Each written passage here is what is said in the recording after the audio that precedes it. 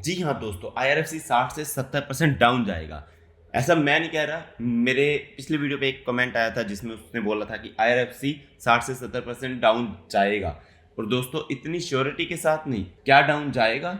हो सकता है डाउन जाएगा, लेकिन उन्होंने बहुत श्योरिटी के साथ कहा था। मैं इतनी श्योरिटी के साथ नहीं कह रहा हूँ, क्योंकि उसके 2-3 रीजन हो सकते हैं जिसमें वो डाउन जा भी सकता है और नहीं भी जा सकता। और स्टॉक मार्केट में ऐसा ही होता है, कुछ चीज़ हो भी सकती है, कोई नहीं भी हो सकती है। आप पहले से कुछ प्रेडिक्ट नहीं कर सकते, लेकिन उसके लिए हमें क्या देखना पड़ता है कि मार्केट कैसा चल रहा है और कंपनी कैसी चल रही है, कंपनी की क्या अपडेट्स है। तो आज हम वही कवर करेंगे कि IRFC 60 से 70% अगर डाउन जाएगा भी तो कैसे जा सकता है, उसके क्या कारण हो सकते हैं। SMKK में आपका स्वागत है। पहली बार आए हैं तो चैनल को सब्सक्राइब जरूर करें और स्टॉक मार्केट की नई नई वीडियोस के लिए बेल आइकन को प्रेस करके ऑल जरूर सेलेक्ट करें।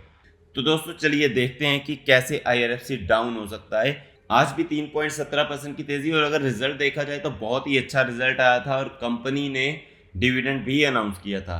तो IRFC डाउन कैसे जा सकता है दोस्तों, उसके सबसे बड़े कारण जो है मैं आज वो आपको बताने वाला हूं।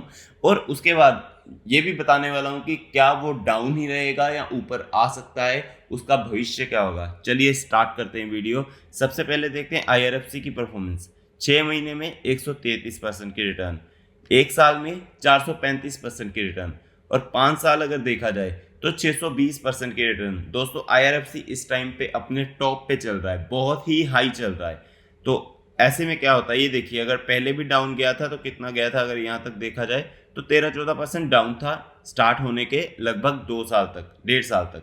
तो दोस्तों उसके बाद जाना शुरू किया तो अभी टॉप लेवल पे चल रहा है। लेकिन आप बोलोगे तो पहले भी कई बार टॉप लेवल पे गया था, जब यहाँ पे था तब भी टॉप लेवल पे था, यहाँ पे था तब भी टॉप लेवल पे था, लेकिन इतना डाउन तो नहीं आया है। देखिए अगर डाउन आया तो 20% आया, 60 से 70% तो नहीं आया। तो दोस्तों उसी की बात कर लेते हैं। इस टाइम IRFC चल रहा है 620% के रिटर्न पे, और उसके लिए क्या देखना पड़ेगा, इसकी बैलेंस शीट, जो कि सबसे बड़ा रीजन हो सकता है।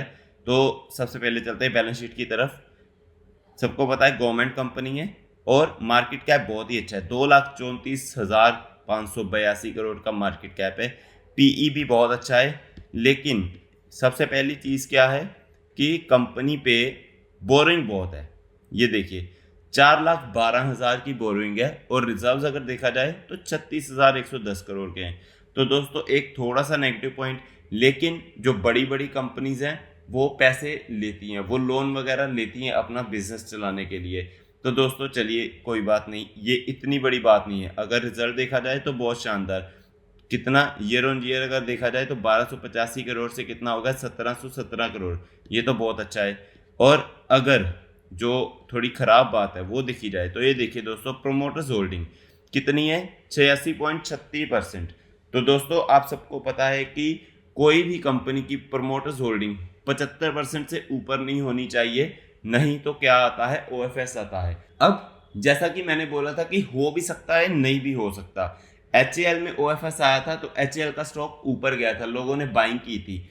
हो सकता है कि IRFC का OFS आए तो लोग बाय करें, लेकिन हो सकता है कि इसमें गिरावट भी आई, क्योंकि प्रोमोटर्स को लगभग 11-11.5% स्टॉक सेल करना पड़ेगा। अगर उतने बायर्स नहीं मिलते तो स्टॉक थोड़ा नीचे भी आ सकता है। अगर आप देखोगे सारा स्टॉक किसका है, प्रेसिडेंट ऑफ इंडिया, और मतलब कि गवर्नमेंट स्टॉक है। तो दोस्तों पहला रीजन तो ये हो गया कि जब भी OFS आएगा तब तो बुरी तरह इसका क्रैश होने का खतरा रहेगा। हालांकि 60 से 70% क्रैश होने का डर नहीं रहेगा, लेकिन हाँ 15-20%, 25% डाउन आ सकता है जब भी OFS आएगा।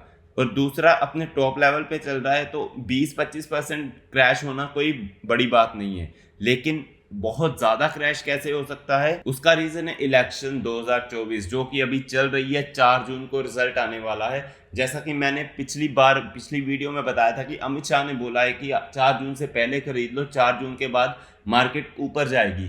वैसे ही PM नरेंद्र मोदी ने भी बोला है कि आप 4 जून तक बाय कर लो, 4 जून के बाद मार्केट बहुत ऊपर जाएगी। लेकिन वो इसलिए कह रहे हैं कि उन्हें भरोसा है कि बीजेपी ही जीतेगी।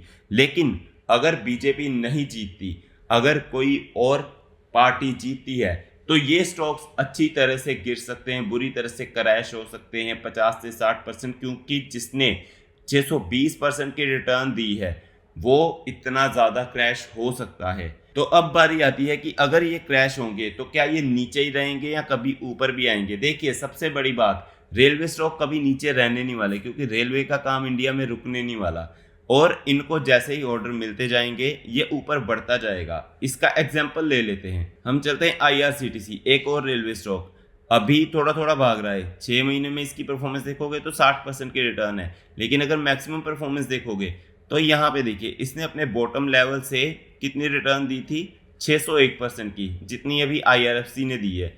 और उसके बाद कुछ कॉर्पोरेट एक्शन हुए, इसमें स्प्लिट भी मिला और कई बार क्या होता है कि गवर्नमेंट की अपने ही अनाउंसमेंट जो होती हैं वो उनके खिलाफ चली जाती हैं, जिसकी वजह से IRCTC डाउन गया था। कितना डाउन गया था? लगभग 50%। ये देखिए 47.85% क्रैश हुआ था।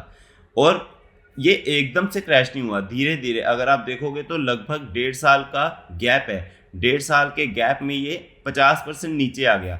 तो क्या बाद में ऊपर नहीं आया? अभी देखिए 1 साल में फिर से कितना 100% रिकवर कर गया है और अभी अपने टॉप लेवल पे चल रहा है, ऑल टाइम हाई पे चल रहा है। तो दोस्तों रेलवे स्टॉक है वो एक दिन ऊपर आ ही जाएगा, ऐसा नहीं है कि वो क्रैश ही रहेगा। हाँ, क्रैश होने का डर है, जैसे कि मैंने पहले बोला, और सबसे बड़ा रीज़न उसका होगा इलेक्शंस। अगर इलेक्शंस में बीजेपी पार्टी नहीं आती तो IRFC हो गया, RVNL हो गया, सारी स्टॉक मार्केट ही बुरी तरह से गिरने का चांस है। लेकिन अगर बीजेपी आती है तो ये डर कम हो जाता है, तब सिर्फ एक ही रीज़न बचता है, OFS। और जब OFS आएगा तो 60-70% क्रैश तो नहीं होगा, 20-25% हो सकता है, लेकिन उसके बाद फिर से ऊपर आ जाएगा। हो सकता है OFS के दौरान ये क्रैश ना भी हो, जैसे मैंने HAL की एग्जाम्पल बताई, वो क्रैश नहीं हुआ था, लोगों ने बाय किया था। तो अगर तो 11% सेल करेगी गवर्नमेंट और 11% से लोग खरीदते हैं तो ये क्रैश नहीं होगा, ये ऊपर ही जाएगा। तो दोस्तों यही है, हमें ये मान के नहीं चलना चाहिए कि ये क्रैश होगा ही होगा, ये मान के चलना चाहिए कि एक दिन नीचे आएगा लेकिन फ्यूचर में फिर से ऊपर जा सकता है। तो जो ऑलरेडी IRFC में बने हुए हैं तो मेरे हिसाब से तो वो होल्ड कर सकते हैं। बाकी आप अपने एडवाइज़र की एडवाइस लेके अपनी स्टडी के हिसाब से ही चलना चाहिए आपको, यहाँ पे सिर्फ इन्फॉर्मेशन दी जाती है। तो मेरे हिसाब से तो IRFC एक अच्छा स्टॉक है, मैंने भी होल्ड किया हुआ है और मैं फ्यूचर में होल्ड करके रखूँगा। तो दोस्तों मैं उम्मीद करता हूँ आपको ये वीडियो बहुत पसंद आई होगी। ऐसे ही स्टॉक मार्केट की नई नई वीडियोस के लिए चैनल को सब्सक्राइब जरूर करें और बेल आइकन को प्रेस करके ऑल ज़रूर सेलेक्ट करें। थैंक यू दोस्तों।